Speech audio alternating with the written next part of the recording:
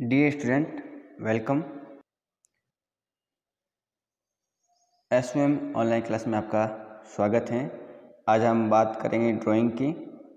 और ड्राइंग के अंतर्गत हमने बात की थी जहांगीरकालीन कला के बारे में कि अकबर के बाद में जो जहांगीर दिल्ली का बादशाह बना उसके समय किस प्रकार की कला थी। तो ध्यान से सुनेंगे, समझेंगे और याद करना है, साथ साथ में आपको और याद रखना भी है। हम लास्ट वीडियो में पढ़ रहे थे जहांगीर के समय जो चित्र बने हैं, जहांगीर के समय जो भी पेंटिंग बनी उनके क्या क्या विषय हैं वो पढ़ रहे थे। तो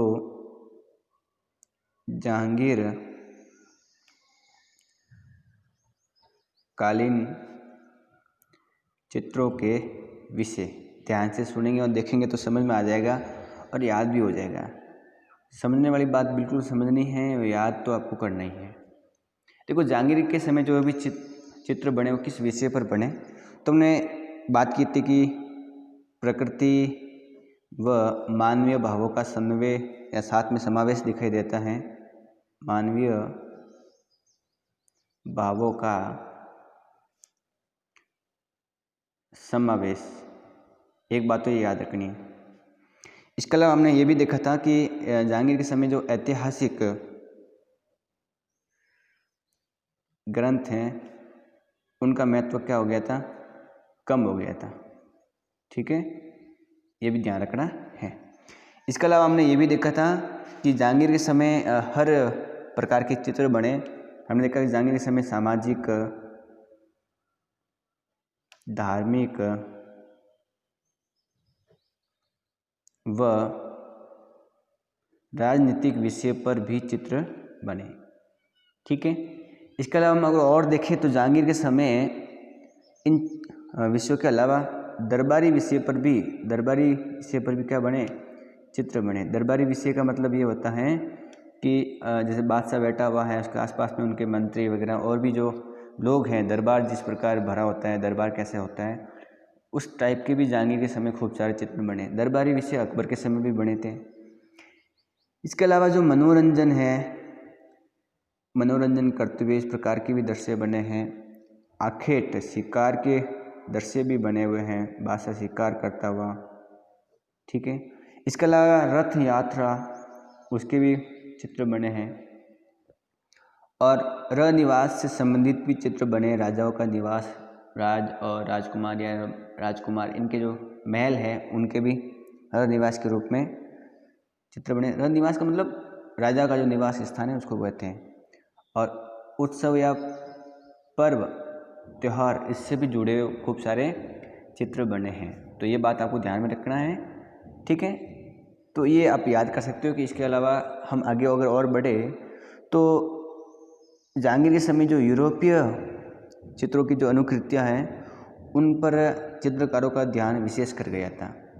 तो जहांगीर के समय जो चित्रकार थे, अगर मैं बात करूं पेंटर की या चित्रकार की, तो जहांगीर के समय जो चित्रकार थे, मैंने कल बात की थी कौन कौन से चित्रकार हैं पिछले वीडियो में। तो उन चित्रकारों का जो ध्यान है वो जो यूरोप में जिस प्रकार की आकृतियाँ बनती हैं, उस यूरोपीय चित्रों की जो आकृतियाँ हैं, उनके चित्रों की जो अनुकृतियाँ हैं, मतलब वैसी जो अनुकृतियाँ हैं उनके द्वारा जो बनी हुई पेंटिंग है उन पर उनका ध्यान दिया। मतलब यूरोपीय चित्र किस प्रकार के बन रहे थे वैसे बनाने के लिए जहांगीर के समय चित्रकार भी काम करने लगे थे। ठीक है, ये बात आपको ध्यान में रखनी है। मेरे हिसाब से बात आपको बिल्कुल समझ में आ गई होगी कि जहांगीर के समय जो चित्रकार थे उन्होंने यूरोपीय चित्रों के ऊपर भी ध्यान दिया और उस प्रकार के भी चित्र बनाना शुरू कर दिया था। ठीक है, तो ये बात आपको ध्यान रखना है। तो जहांगीर के समय अगर हम देखें राजसी जीवन है उससे भी जुड़े हुए चित्रों का अंकन होता है। राजसी जीवन, जिस प्रकार राजा का जीवन होता है महल में बैठे हुए शान शौकत के रूप में, इस प्रकार के संबंधित चित्र भी बने। और अगर हम यूरोपीय चित्रों की बात करें तो उसमें हमें ऐतिहासिक घटनाएं दिखाई देती हैं। उसमें हम ईसाई और यूरोपियन विषयों से जुड़े हुए भी चित्र बने हैं। तो ये तो प्रमुख विषय हैं, अन्य विषयों की बात हमने कर ली है। अगर हम एक विषय को वापस देखें तो प्राकृतिक मानवीय हो गया, ये आप याद कर सकते हो। ऐतिहासिक ग्रंथों पर चित्र कम हो गया था। धार्मिक बने, धार्मिक के अलावा सामाजिक, राजनीतिक ये भी बने, दरबारी विषय पर भी बने, ठीक है।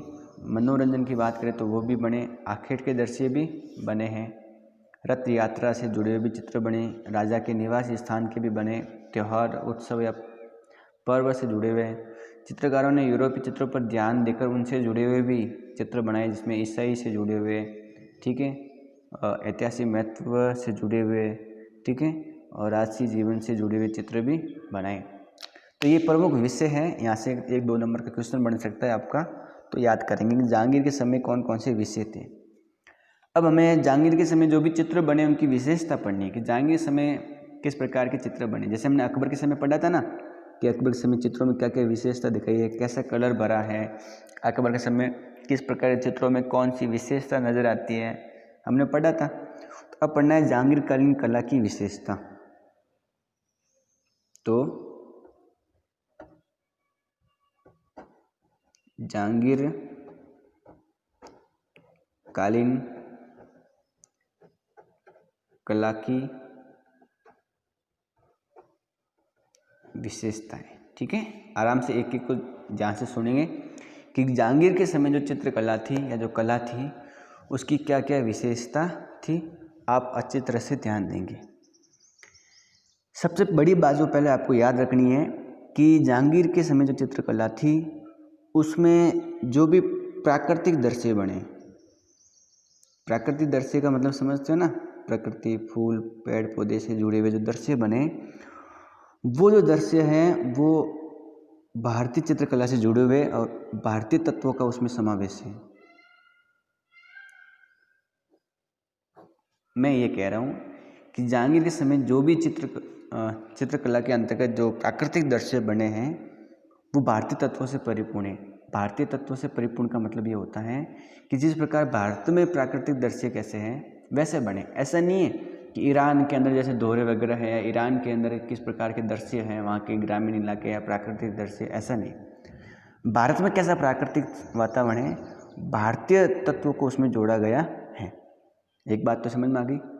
दूसरी देखो, दूसरी ये ध्यान रखना है कि जहांगीर के समय जो चित्र बने उन चित्रों के अंदर हम यथार्थवादी प्रभाव देखते हैं।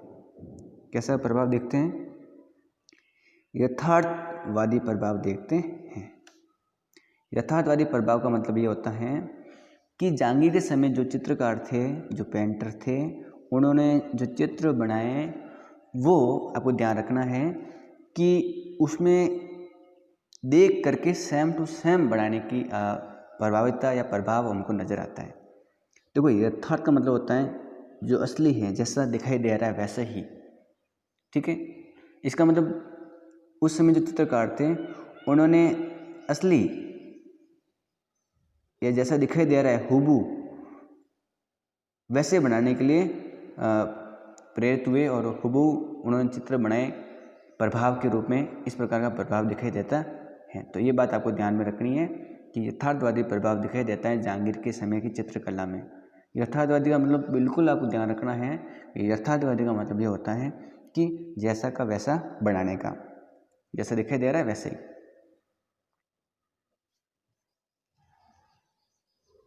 एक तो ये बात ध्यान रखेंगे। इसके अलावा अगर हम और बात करें तो जहांगीर के समय जो भी चित्र बने और जो कपड़े बने हैं उन कपड़ों में सलवटें बहुत बढ़िया बनी हैं। तो याद रखना है कि जहांगीर के समय जो वस्त्र या कपड़े या परिधान बने हैं उसमें सलवटें भी बनी हैं। क्या बनी है? सलवटें, ठीक है।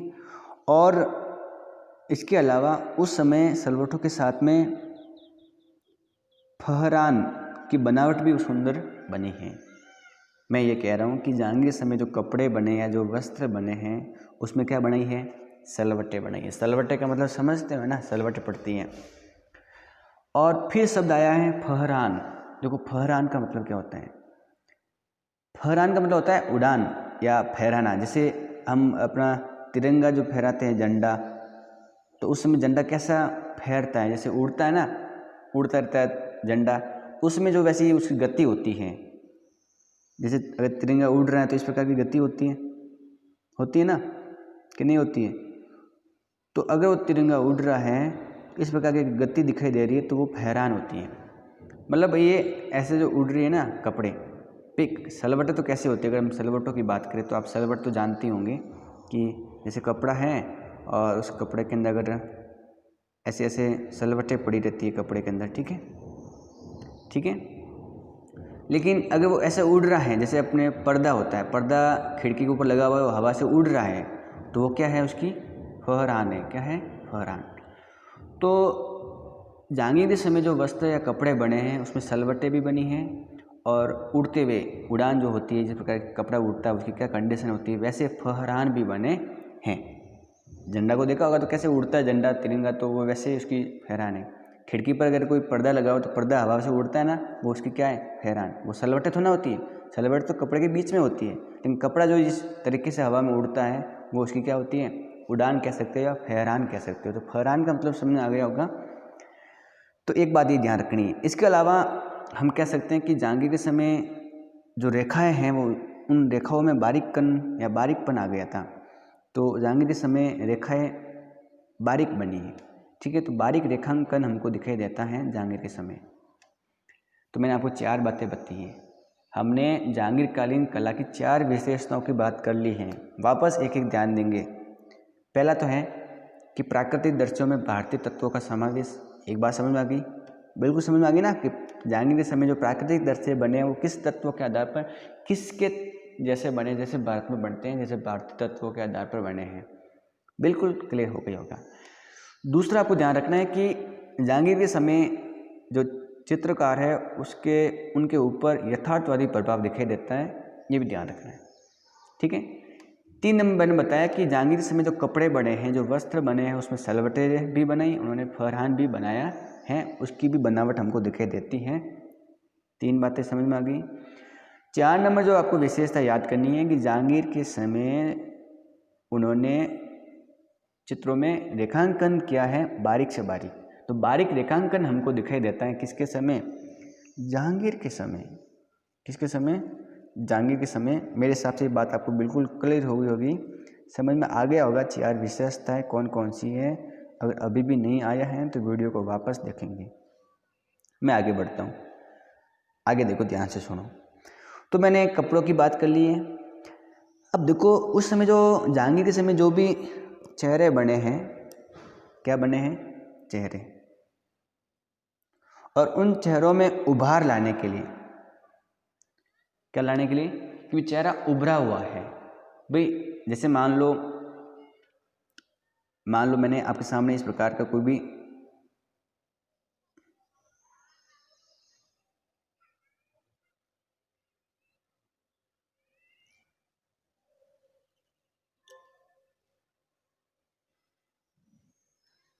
इस प्रकार का मान लो एक चेहरा बनाया है, ठीक है, ऐसे नॉर्मल। अब इसमें आपको कहीं पता लग रहा है कि गाल अंदर है या उभार है, यहाँ पर ठूठी है, या ऐसे उभार नज़र नहीं आ रहा है। तो मैं ये कह रहा हूँ कि जहांगीर के समय जो भी चेहरे बने हैं उसमें उभार लाने के लिए उन्होंने महीन और बारीक रेखाओं का ज़्यादा से ज़्यादा प्रयोग किया है। तो मैं महीन या बारीक बोल सकता हूँ। तो बारीक रेखाओं की पुनरावृत्ति दिखाई देती है, रेखाओं की पुनरावृत्ति। अभी मैं बताऊंगा कैसे पुनरावृत्ति होती है।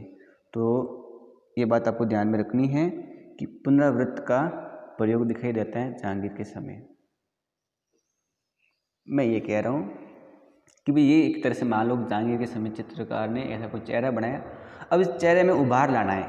तो उभार का मतलब समझते हो ना कि भाई चेहरा बना हुआ है असली में है, ऐसे नाक जैसे है तो उभरा हुआ है, कैसे पता लगेगा?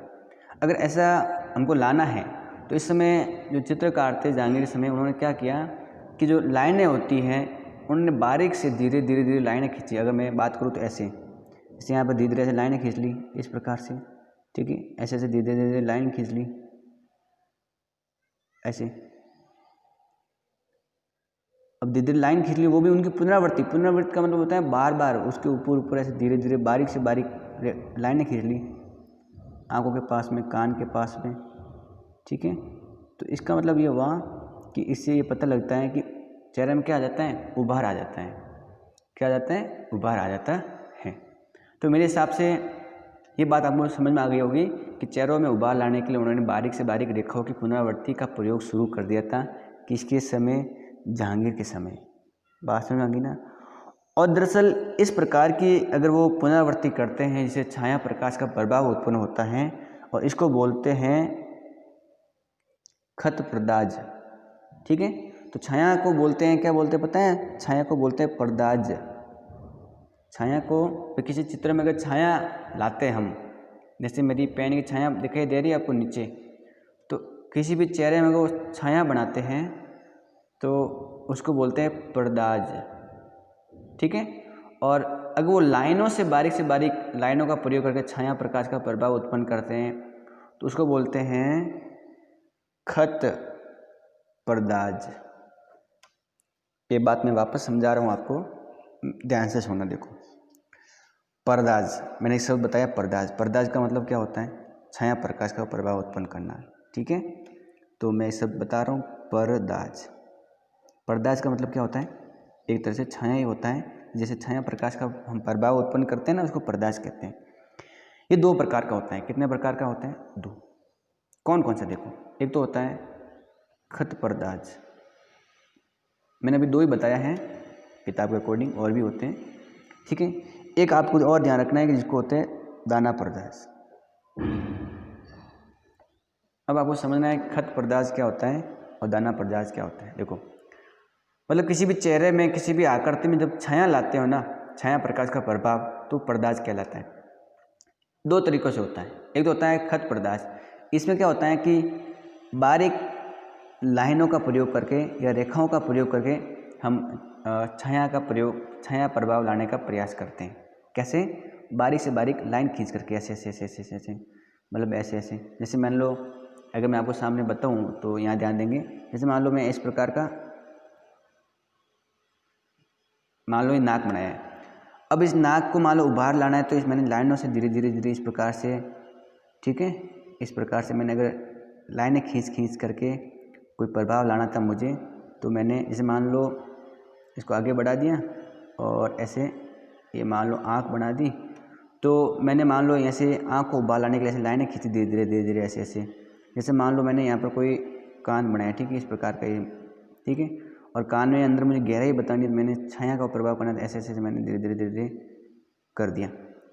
इसका मतलब ये हुआ कि जो इस प्रकार मैंने लाइनें खींची बारीक से बारीक, ये जो प्रभाव लाया मैंने छाया का, ये जो टाइप है, कौन सा प्रकार है? खत परदाज है। परदाज का मतलब समझ आया ना, छाया प्रभाव उत्पन्न करना।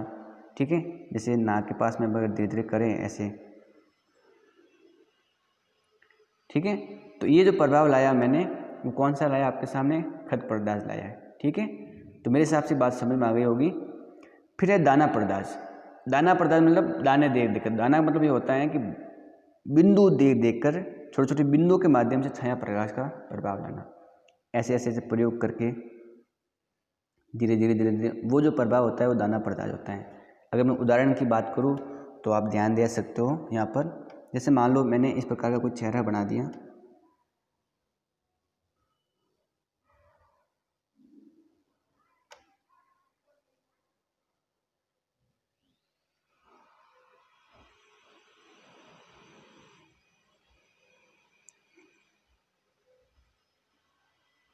जैसे मान लो ऐसे चेहरा बना दिया।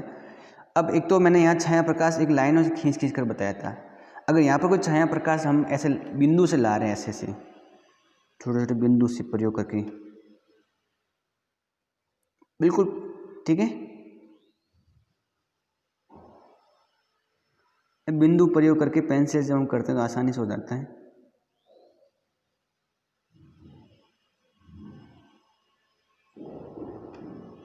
इसका मतलब अगर हम ऐसे बिंदु से कोई प्रभाव उत्पन्न लाए, छाया का प्रभाव लाए, जैसे मान लो मुझे, जैसे मान लो एक गिलास है, ठीक है,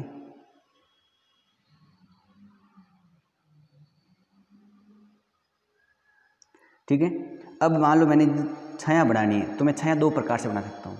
जैसे मान लो मुझे इतनी छाया बनानी, तो एक तो मैंने ऐसी बना दी, लाइनें खींच कर,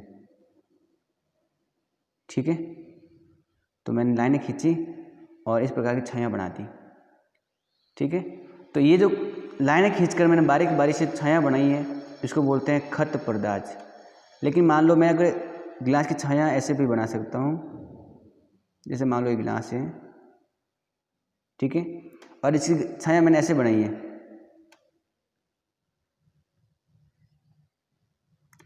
आराम से धीरे धीरे बारीक से बारीक बिंदु करके मैं फटाफट कर रहा हूँ, इसलिए ऐसी बन रही है। तो ये भी मैंने छाया बनाई है, लेकिन ये किससे बनाई है? बिंदु से बनाई है। तो इसको बोलते हैं दाना पर्दाज बोलते हैं। क्या बोलते हैं? दाना पर्दाज। तो मेरे कहने का मतलब ये हुआ कि जहांगीर के समय जो भी चित्र बने उसमें क्या विशेषता हमको दिखाई देती है। तो मैंने आपको बताया कि जहांगीर के समय जो भी हमको विशेषता दिखाई देती है कि उसके समय जो वस्त्र है उसमें सलवट्टे, फरहान, बारीक रेखांकन दिखाई देता है। चेहरों में उबाल लाने के लिए खत पर्दाज का प्रयोग किया गया और दाना पर्दाज का प्रयोग किया गया है। अब देखो, अगर इस प्रकार से हम देखें तो अगर इन पर्दाज का प्रयोग करेंगे छाया प्रकाश का, तो चित्र में क्या होगा? चित्र में उभार आएगा, एक नई विशेषता हमको दिखाई देगी। हम आगे बात करते हैं अभी।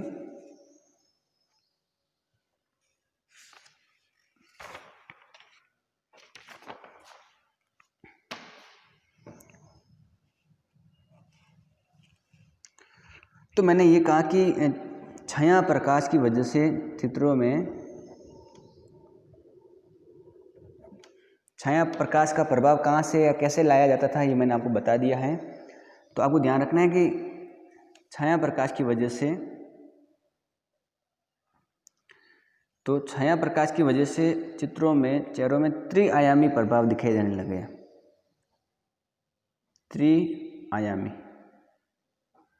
त्रिआयामी प्रभाव।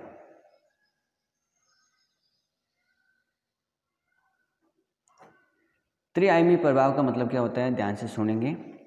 त्रिआयामी प्रभाव का मतलब ये होता है कि पहले तो अगर चेहरा बनाया तो उसमें हमको जैसे मान लो एक तो लंबाई दिखाई देती चेहरे की, ठीक है, एक चौड़ाई दिखाई देती, लेकिन चेहरे में कहीं गहराई है, उभार है, वो नज़र नहीं आता।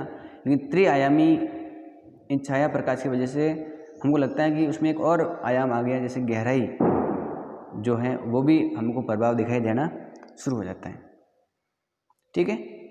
तो इस मतलब एक प्रकार से नई विशेषता हमको दिखाई देती है। जब हमने बात की थी इनके अंतर्गत कि त्रिआयामी का क्या मतलब होता है और लंबाई चौड़ाई का क्या मतलब होता है, ठीक है। तो इसके अलावा अगर हम और बात करें तो प्रकृति का भी दृश्य हमें इनके समय दिखाई देता है चित्रों में, ठीक है। और उन्होंने प्रकृति और प्राणियों की सजीवता का भी दृश्य हमें जहांगीर के समय दिखाई देता है। अगर हम बात करें तो जहांगीर के समय हाथियों का चित्रण भी खूब बढ़िया हुआ है। किसका? हाथियों का चित्रण। और आपको ध्यान रखना है कि दरअसल जहांगीर के समय जो हाथियों का चित्रण हुआ है उसमें हमको अजंता का प्रभाव दिखाई देता है। हमने अजंता के बारे में पढ़ी है, बातें खूब की हैं 11वीं क्लास के अंदर, अजंता की गुफाएं पढ़ी, उसमें जो हाथी के चित्र बने थे, जैसे वैसे वैसे यहाँ पर भी हाथियों के चित्रण में इस प्रकार की विशेषता हमको दिखाई देती है। तो मैं इस बात को वापस लिख देता हूँ कि हाथियों का जो चित्रण हुआ है किसके समय? जहांगीर के समय। उस पर किसका प्रभाव नज़र आता है?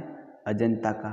जहांगीर के समय प्रकृति और प्राणियों का भी अंकन हुआ है, ये ध्यान रखना है, ठीक है। इसके अलावा अगर मैं और बात करूँ तो जहांगीर के समय जो लाइनें बनाई गई या जो रेखाएं बनाई गई, उन रेखाओं में लय है। क्या है? लय का प्रभाव दिखाई देता है। लय जानते हो ना भाई? एक तो मैंने जैसे मान लो नाक बनाया तो ऐसे बना दिया,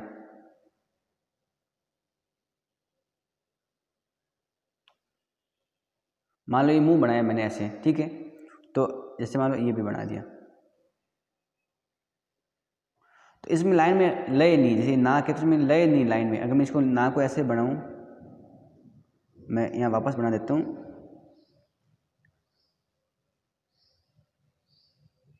तो अब इस नाक में क्या है? लय। लाइन में ऐसे लय है कि वो एकदम कहीं से खंड नहीं, कहीं टुकड़ी हुई नहीं है, कहीं ऐसे एक ही गति के साथ में जा रही है। तो ये भी इस प्रकार का प्रभाव हमको दिखाई देता है जहांगीर के समय की कला के अंदर, कि जहांगीर के समय जो लाइनें बनाई गई उसमें लय का प्रभाव दिखाई देता है, ठीक है। तो ये भी आपको ध्यान रखना है। तो आज के लिए इस वीडियो में इतना ही, बाकी अपन पढ़ेंगे अगली वीडियो में। इस वीडियो को 2 बार 3 बार देखेंगे तो आपको ये सारी बात याद हो जाएगी ध्यान से, कोई दिक्कत वाली बात नहीं है, आराम से आप पढ़ सकते हो और मेहनत कर सकते हो, और मेहनत आपको अभी से करनी है। आशा करता हूँ वीडियो समझ में आ गया होगा, और आज के लिए इतना ही। वीडियो में बने रहने के लिए आपका बहुत बहुत धन्यवाद। घर पर रहिए, सुरक्षित रहिए, अपने और अपने परिवार का पूर्ण रूप से ख्याल रखिए। और हाँ, वीडियो को लाइक करना बिल्कुल नहीं भूलें। चैनल का अगर आपने सब्सक्राइब नहीं किया है तो वो भी ज़रूर करें, साथ में शेयर भी आप कर सकते हो।